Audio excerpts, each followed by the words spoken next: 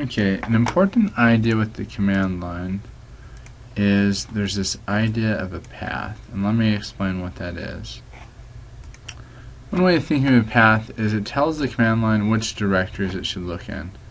So, for example,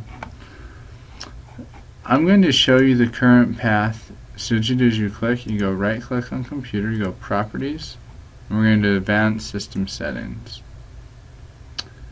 Then when you're here you go environmental variables, and then we have system variables, and one of those is called path. I'm going to go ahead and I'm going to edit it, and I'm going to copy that so you can look at it. To do that, I'm just going to open up Notepad. I'm going to go ahead and paste it in. Now it looks really long here for a minute, but I don't want you to. We're looking for those semicolons, and we're just going to enter after each of these.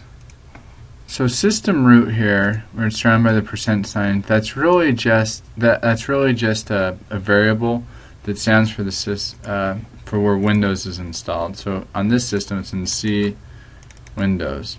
So if you wanted to, you could actually probably just replace it like that, so you could read it a little bit easier. And what it's saying is each one of these directories is in the path that Windows shell will look in. So for example, let's go to one of these. Let's go to C Windows, and let's look at the different programs that are here. There may not be. One of them is notepad.exe, the one we just ran. So I can just type in notepad.exe and it will run it. Now let's try something. Let's find another one. So let's look at this Chrome shortcut. I'm going to copy and look at where that executable is. And you notice that it has this long one, and that directory was not part of the original one.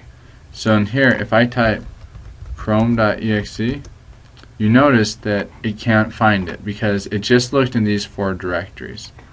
However, let's suppose that we want to add it to the path, the directory here. So let's go back to the system properties. I'll minimize these. And we'll go out to the path. I'm going to go edit. I'm going to go to the very end of it. I'm going to put a semicolon. I'm going to paste the Chrome one. Hit OK, OK, and you have to restart a new command prompt. But now you notice when we restart and I type chrome.exe, it now works because we added the directory where chrome.exe to the path.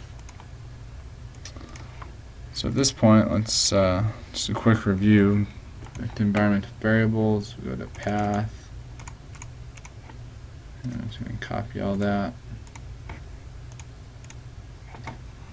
So in a lot of ways I just changed the path, so now it basically reads that. So anything inside of any of these directories are in the path I can execute without having to navigate there.